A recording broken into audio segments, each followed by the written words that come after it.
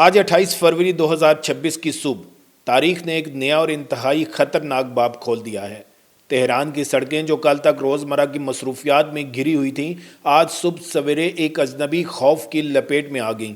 لیکن کیا آپ جانتے ہیں کہ یہ دھماکے صرف آج صبح نہیں ہوئے؟ ان کی بازگشت گزشتہ 24 گھنٹوں میں وائٹ ہاؤس کے اندر ہونے والی اس خوفناک خاموشی میں سنائی دے رہی تھی، جب صدر ٹرمپ نے کہا کہ وہ ایران کے مذاکراتی موقف سے خوش نہیں ہیں۔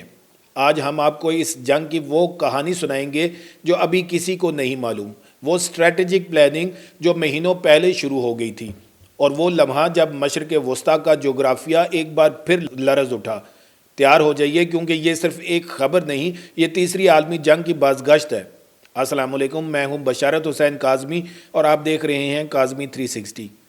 ایرانی میڈیا کے مطابق دارالحکومت تہران سمیت اصفہان، قم، کرج اور کرمانشاہ میں زوردار دھماکوں کی آوازیں سنی گئیں۔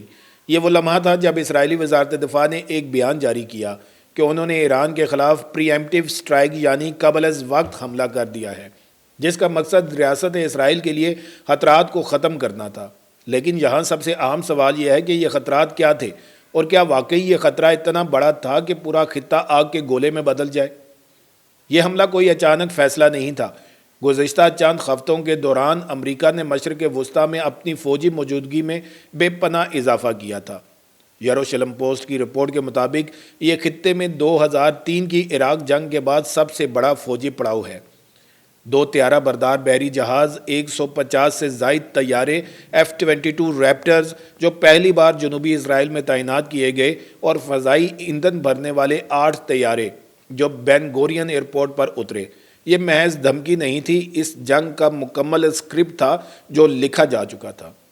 اب سوال یہ ہے کہ جب امریکہ اور ایران کے درمیان جوہری مذاکرات جنیوا میں ہو رہے تھے اور عمان کے وزیر خارجہ بھی ثالثی کر رہے تھے، تو یکایک یہ دھماکے کیوں؟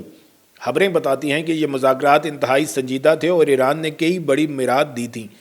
عمان کے وزیر خارجہ بدر البوسعیدی نے خود ایک انٹرویو میں کہا تھا کہ ایران اس بات پر متفق ہو گیا ہے کہ وہ کبھی بھی ایٹم بم بنانے کے قابل نیوکلیئر مواد نہیں رکھے گا۔ ایران نے یہاں تک کہا تھا کہ وہ اپنی یورینیم کی افزودگی کو کم سے کم سطح پر لے آئے گا اور اسے ایندھن میں تبدیل کر دے گا، جو کہ ناقابل واپسی عمل ہے۔ تو پھر اس حملے کا جواز کیا تھا؟ اس کی جھلک ہمیں بنجمن نیتن یاہو کے اس بیان میں ملتی ہے جو انہوں نے حملے کے فوراً بعد جاری کیا۔ ان کا کہنا تھا کہ یہ ایرانی حکومت کو ایٹمی ہتھیاروں سے لیس نہیں ہونے دیں گے، لیکن حقیقت شاید اس سے کہیں زیادہ گہری ہے۔ اسرائیل چاہتا ہے کہ ایران کا جوہری پروگرام مکمل طور پر ختم ہو، نہ کہ صرف اسے روکا جائے، اور اس مقصد کے لیے اسرائیل چاہتا ہے کہ امریکہ اس جنگ میں بھرپور طریقے سے شامل ہو، اور آج صبح وہ لمحہ آ ہی گیا۔ صبح 7:40 پر ڈونلڈ ٹرمپ نے اپنے سوشل میڈیا پلیٹ فارم پر ایک ویڈیو جاری کی۔ انہوں نے کہا، ہم نے ایران کے خلاف بڑے پیمانے پر جنگی کارروائیاں شروع کر دی ہیں۔ ان کا کہنا تھا کہ ہم ان کے میزائلوں کو تباہ کر دیں گے اور ان کی میزائل انڈسٹری کو زمین پر ریزہ ریزہ کر دیں گے۔ ابھی صرف چند منٹ پہلے تک امریکی عہدیدار کہہ رہے تھے کہ حملے کا کوئی حتمی فیصلہ نہیں ہوا، اور ٹرمپ خود کہہ رہے تھے کہ وہ ایران سے مذاکرات جاری رکھنا چاہتے ہیں۔ یہ حملہ کس قدر وسیع تھا؟ اطلاعات کے مطابق صرف تہران میں کئی مقامات کو نشانہ بنایا گیا، جن میں جمہوری چوک اور یونیورسٹی اسٹریٹ شامل ہیں، جہاں سے دھوئیں کے بادل اٹھتے دیکھے گئے۔ واضح رہے کہ یونیورسٹی اسٹریٹ تہران کے عین وسط میں ہے، اور جمہوری چوک بھی شہر کا مصروف ترین علاقہ ہے۔ عرب میڈیا کی رپورٹس تو یہاں تک کہہ رہی ہیں کہ اسرائیلی سیکیورٹی ذرائع کا کہنا ہے کہ ان کا نشانہ ایران کی پوری قیادت تھی۔ یہ ایک انتہائی خطرناک بیان ہے، جس کا مطلب ہے کہ آیت اللہ خامنائی اور دیگر اعلیٰ عہدیدار بھی نشانے پر ہو سکتے تھے۔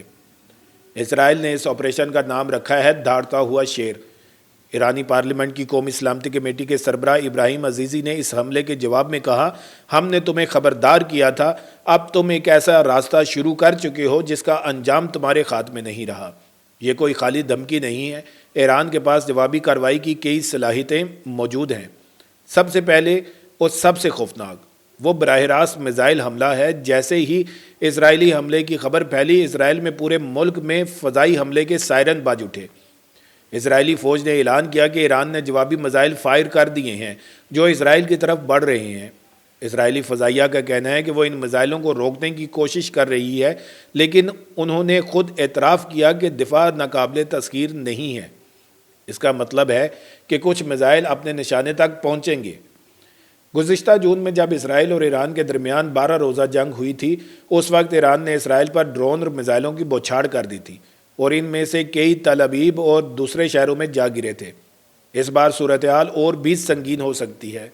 इसराइल का फ़ज़ाई दफ़ाई निज़ाम, जिसमें आयरन डोम, डेविड स्लिंग और एरो सिस्टम शामिल है, बहुत मजबूत है, लेकिन वो एक साथ हज़ारों मिसाइलों और ड्रोन्स का मुकाबला करने के लिए बनाए ही नहीं गए। माहिरीन का कहना है कि एक तवील जंग में ये निज़ाम थक कर ढेर हो सकते हैं और इंटरसेप्टर्स मिसाइल ख़त्म हो सकते हैं, जो ईरान के सस्ते ड्रोन्स के मुकाबले में बेहद महंगे हैं। ये वो इक्वेशन है जो इस जंग में इसराइल के लिए सबसे बड़ा चैलेंज होगा। दूसरा महाज, जो शायद इससे भी ज़्यादा पेचीदा है, वो है इलाकाई प्रॉक्सियों का महाज। ईरान ने पूरे खित्ते में अपने नुमाइंदे खड़े कर रखे हैं। लेबनान में हिजबुल्ला, शाम में मुख्तलिफ मलेशिया, इराक में शिया ग्रुप, यमन में हौसी और गज़ा में हमास। अगर ईरान इन सब को इकट्ठा करके एक साथ इसराइल पर हमला करने का हुक्म दे दे तो सूरत हाल काबू से बाहर हो जाएगी। ख़ास तौर पर हिजबुल्ला, जिसके पास 1 लाख से ज़्यादा रॉकेट और मिसाइल हैं, इसराइल के लिए एक वजूदी ख़तरा है। इसराइल ने खबरदार किया है कि अगर लेबनान से हमला हुआ तो वो हिजबुल्ला के साथ साथ पूरे लेबनान के बुनियादी ढांचे को तबाह कर देगा। इसका मतलब है कि ये जंग सिर्फ ईरान और इसराइल तक महदूद नहीं, पूरे मशरक़ वुस्ता को अपनी लपेट में ले लेगी। तीसरा महाज समंदरी महाज है। ईरान ने बारहा धमकी दी है कि अगर इस बार हमला हुआ तो वो अपने हॉर्मुज़ को बंद कर देगा, जहाँ से दुनिया की 20% तेल की सप्लाई गुजरती है। अमरीकी बहरी बेड़ा वहाँ मौजूद है, लेकिन ईरान के पास तेज़ रफ्तार कश्तियाँ, समंदरी बारूदी सुरंगें और एंटी शिप मिसाइल हैं, जो इस रास्ते को तजारती बहरी जहाज़ों के लिए जहन्नम बना सकते हैं। गुज़िश्ता बरस जब अमरीका ने ईरान पर हमला किया था तो ईरान ने कतर में अमरीकी अल उदैद एयर बेस पर मिसाइल से हमला किया था। इस बार वो पहले से कहीं ज़्यादा गुस्से में है। और चौथा सबसे जदीद महाज, साइबर वारफेयर का महाज। BBC की रिपोर्ट के मुताबिक ईरानी मीडिया पर साइबर हमलों का एक वसी सिलसिला शुरू हो गया है। ईरानी सरकारी खबर रसाई इदारे इरना और इस्ना की वेबसाइट्स हैक कर ली गई हैं या इन तक रसाई मुमकिन नहीं। ये जंग अब सिर्फ फौजी नहीं रही, यह मालूमात की जंग है, प्रोपेगेंडे की जंग है, और इसमें दोनों फरीक इंतहाई माहिर हैं। तसव्वुर कीजिए, अगर ईरान अमरीकी पावर ग्रिड्स या बैंकिंग सिस्टम पर साइबर हमला कर दे तो इसके नताइज क्या होंगे। ये जंग हकीकी मायनों में ग्लोबल वार बन जाएगी। आज सुबह जब तेहरान में धमाके हुए, उस वक्त आयतुल्लाह खामेनी कहाँ थे? न्यूयॉर्क टाइम्स की रिपोर्ट के मुताबिक इन्हें फौरी तौर पर एक महफूज मकाम पर मुंतकिल कर दिया गया था। यह इस बात का सबूत है कि दोनों फरीक इस जंग के लिए पूरी तरह तैयार थे और इनके पास हंगामी मंसूबे भी मौजूद थे। अब हम इस नहज पर खड़े हैं जहाँ से वापसी मुमकिन नहीं। इसराइल ने अपना शेर छोड़ दिया है और ईरान ने अपना शेर जवाबी हमले के लिए तैयार कर लिया है। दोनों मुल्कों की फ़ज़ाई हदूद बंद हैं, स्कूल और कारोबार बंद हैं और आम लोग अपनी जान बचाने के लिए पनाहगाहों में छुपे हुए हैं। ये वो लम्हा है जब हमें ये सोचना चाहिए कि क्या वाकई जंग ही वाहिद रास्ता है? क्या डिप्लोमेसी के तमाम दरवाजे बंद हो चुके हैं? दोस्तों, ये सिर्फ ईरान और इसराइल की जंग नहीं है। अगर आज तेहरान में आग लगी है तो कल वो आग दुबई, रियाज, इस्तांबुल या किसी और शहर तक पहुँच सकती है।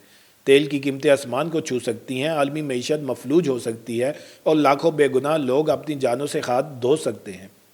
आपने अभी तक जो कुछ सुना, ये महज इस जंग का आगाज़ है। आने वाले घंटों और दिनों में ऐसे ऐसे इंकशाफात होंगे कि आप दंग रह जाएंगे। लेकिन इस लम्हे सबसे अहम काम जो आप कर सकते हैं वो ये है कि इस हकीकत को समझें और दूसरों तक पहुँचाएँ। इस वीडियो को ज़्यादा से ज़्यादा लोगों के साथ शेयर करें ताकि दुनिया जान सके कि मशरक़ वुस्ता में क्या हो रहा है। नीचे कमेंट्स में लिखें कि आपके ख्याल में ईरान का जवाबी हमला कितना तबाहकुन हो सकता है। और सबसे अहम, चैनल को सब्सक्राइब करें और नोटिफिकेशन ऑन करें, क्योंकि ये जंग अभी शुरू हुई है और हम आपको हर अपडेट, हर लम्हा फराहम करते रहेंगे। फिर मिलेंगे एक नई वीडियो के साथ। अल्लाह ताला आप सबका हामी और नासिर हो। पाकिस्तान जिंदाबाद।